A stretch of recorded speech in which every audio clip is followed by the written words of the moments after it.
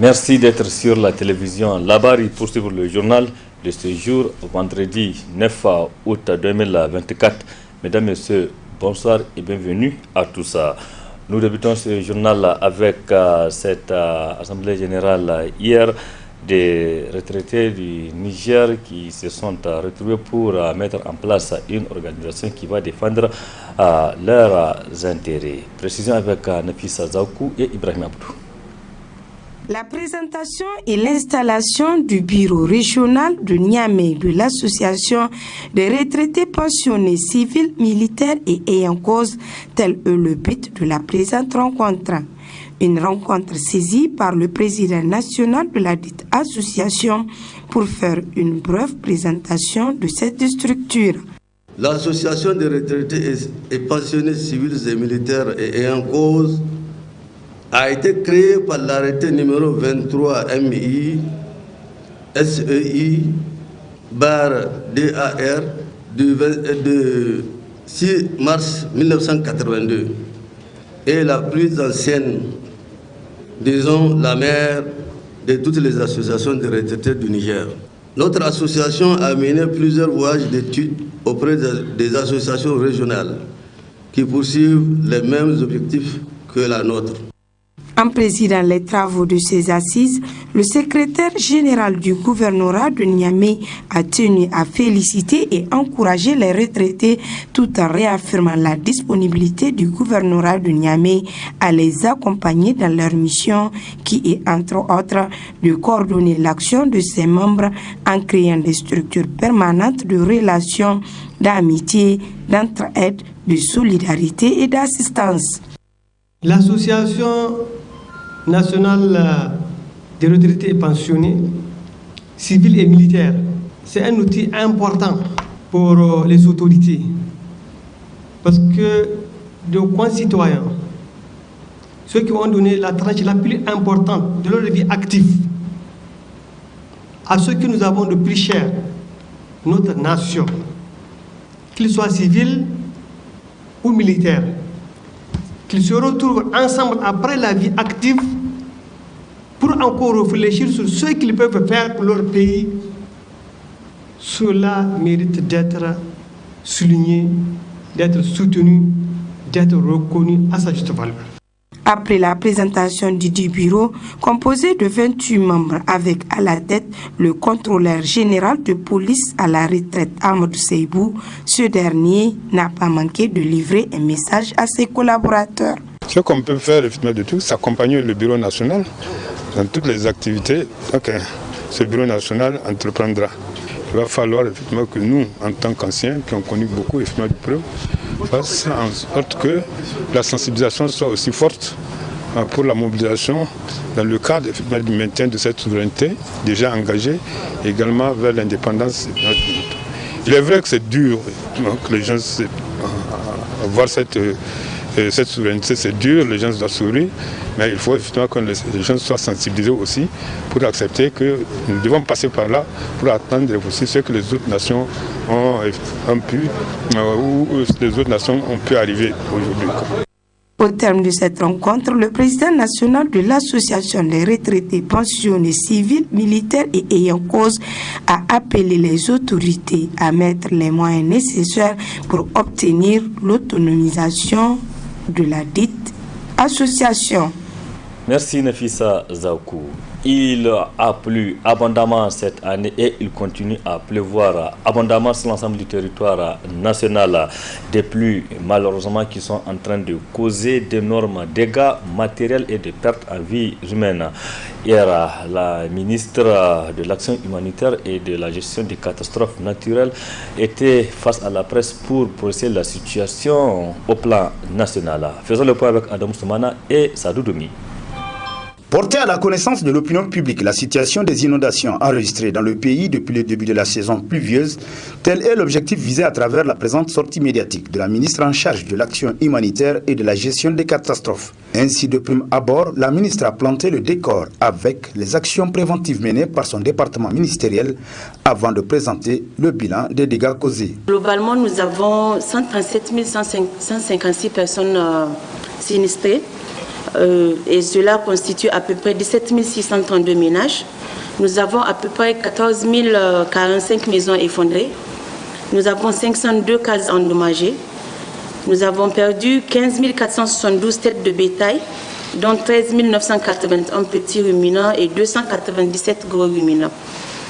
Nous avons aussi perdu 2763 hectares de terres agricoles inondées. Nous avons perdu 17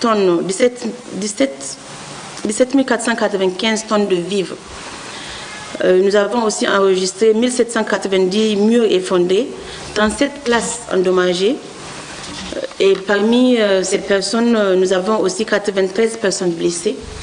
Et malheureusement, on compte 94 pertes en vie humaine, dont 44 suite au cas d'inondation et 50 par effondrement des maisons. Face à cette situation, les autorités au plus haut sommet ne sont pas restées les bras croisés. Le gouvernement a apporté un soutien fort aux personnes affectées par les inondations à travers 4 vagues de distribution de denrées alimentaires, dont la première date du 1er juillet de 95,6 tonnes de céréales. Et les 95,6 tonnes ont concerné les régions de Dagadez, Dosso, Maradi, Tawa, Tillabéri et Zender. La deuxième vague de réponse, à la date du 19 juillet, d'une quantité de 284,4 tonnes de céréales, 7110 kg de sel, et cela a concerné toutes les 8 régions. La troisième vague, à la date du 24 juillet, de 114 tonnes de céréales et 2870 kg de sel, a concerné les régions de Dosso, Maradi, Tawa, Tillabéri et Zender.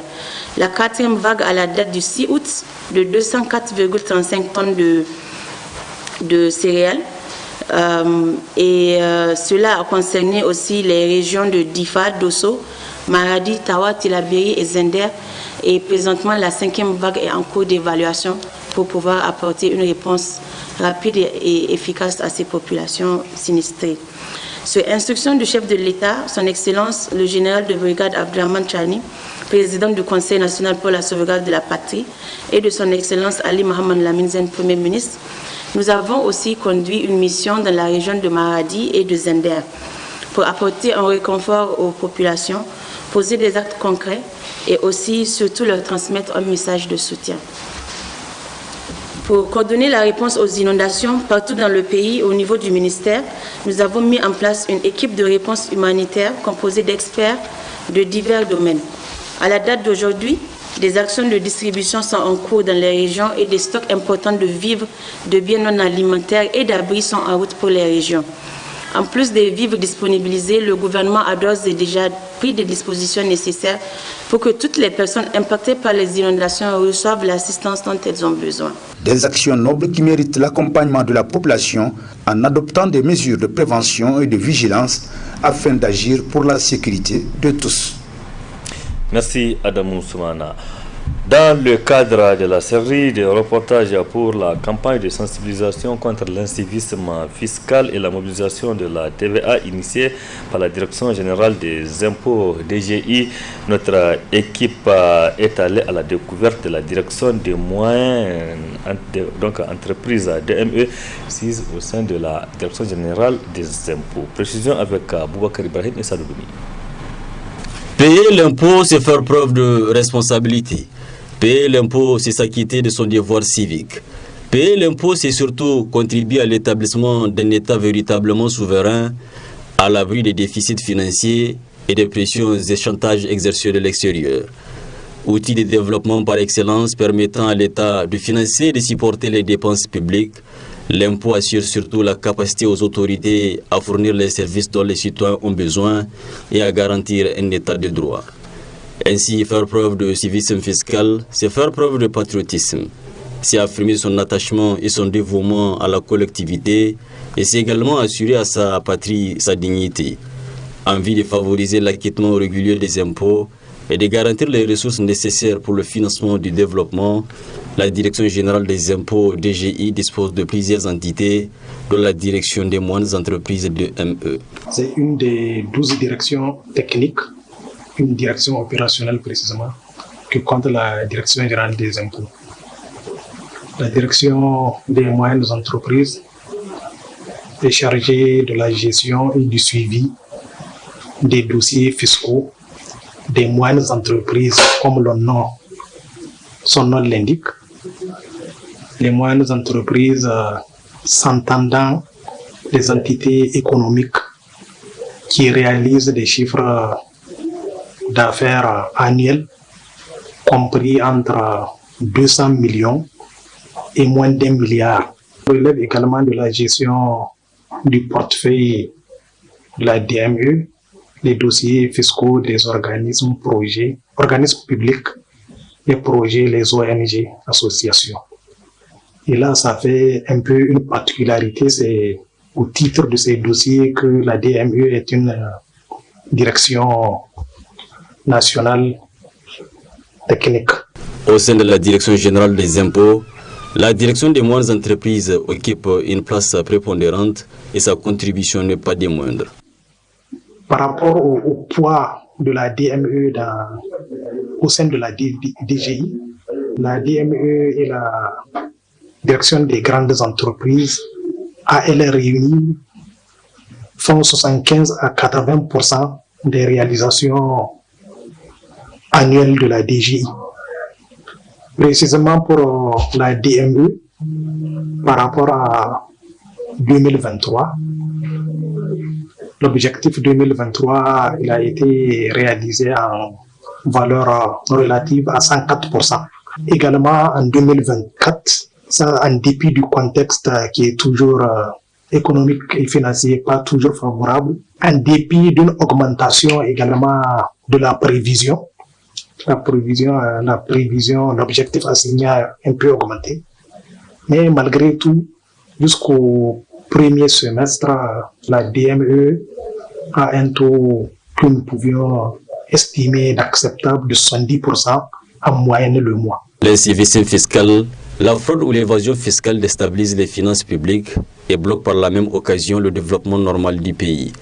Des pratiques non courantes à la direction des moyennes entreprises, dont le mérite des performances est attribué aux agents et aux contribuables. Le civisme, c'est une réalité, même si tantôt je relevais que nos contribuables sont à s'allier vraiment pour leur esprit de civisme qui a permis à la DGI de réaliser une certaine performance, de garder le cap, de faire en sorte que le pays, malgré tout ce qu'on a connu, qu'il tienne encore. Le message que j'ai, c'est de demander aux contribuables de garder le cap. Ils ont vu que ce sont les impôts qui permettent de tenir le pays. Avec un bon civisme, une bonne rentrée des impôts, nous pouvons prétendre à cette situation de souveraineté dont nous cherchons. Le principal message également, c'est de dire aux contribuables vraiment d'être fiers de payer leurs impôts. Comme je le disais, tous les pays, les grandes nations se sont bâties à travers leurs impôts. Ne pas payer l'impôt, c'est en effet refuser l'épanouissement des communautés. Ne pas payer l'impôt, c'est contribuer à l'affaiblissement de sa patrie en favorisant le déficit.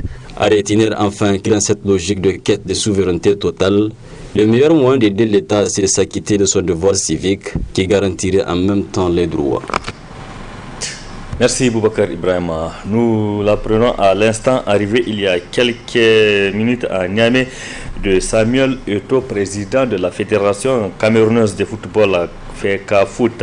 Eto'o est à Niamey dans le cadre de la cérémonie du MENA d'or qui aura lieu demain samedi 10 août 2024 à l'hôtel Radou Sonablu de Niamey. Samuel Eto'o donc a été accueilli à l'aéroport international Diori Hamani de Niamey par le président de la Fédération nigérienne de football, la FENUFOOT, le colonel-major Djibril Mohamed Dupele et son staff. Juste à son arrivée à Niamey, Samuel Eto'o s'est prononcé en ces termes. Revisiter Niamey pour une énième fois. Comme je disais à mon cher aîné tout à l'heure, ça faisait un moment que je n'étais pas revenu chez nous et ça me fait plaisir d'être là. Président, quelle est votre vision du football nigérien? Mais écoutez, vous avez la chance, c'est mon grand frère, donc je ne serai pas très objectif. Vous allez comprendre que je parlerai beaucoup plus avec le cœur qu'autre chose, mais vous avez la personne qu'il faut, à l'endroit qu'il faut. C'est mon cher aîné. Nous autres, nous avons voulu nous lancer dans cette gestion du football parce que nous avons vu des aînés comme lui faire. Et nous nous disons que si nous suivons cette voie, nous pouvons aider notre continent à atteindre un niveau pour être très très compétitif. Voilà, Président, un appel au public nigérien demain pour qu'il soit au rendez-vous à l'occasion du Ménador. Ah, mais je sais qu'ils seront là. Vous avez des doutes? Voilà, merci Président. Président, vous connaissez bien le Niger. Un mot en zarma? J'aurais aimé. C'était donc à l'instant l'ancien international camerounais, président de la Fédération camerounaise de football, la FECAFOOT, Samuel Eto'o, qui est à Niamey il y a quelques instants. Donc Samuel Eto'o est arrivé à Niamey dans le cadre de la cérémonie de Ménador, une cérémonie initiée donc par la Fédération nigérienne de football FENIFOOT pour récompenser les meilleurs sportifs de l'année, notamment les meilleurs footballeurs qui se sont fait distinguer au cours de la saison écoulée. Cette cérémonie aura lieu demain, samedi 10 août 2024, à l'hôtel Radi Blusson de Niamey. Donc, c'est ce qui justifie la présence de Samuel Eto'o sur la terre nigérienne. Point final de cette édition. Merci à vous de l'avoir suivi. Restez en compagnie des programmes de la télévision Labari. Excellente nuit à toutes et à tous. Bon week-end.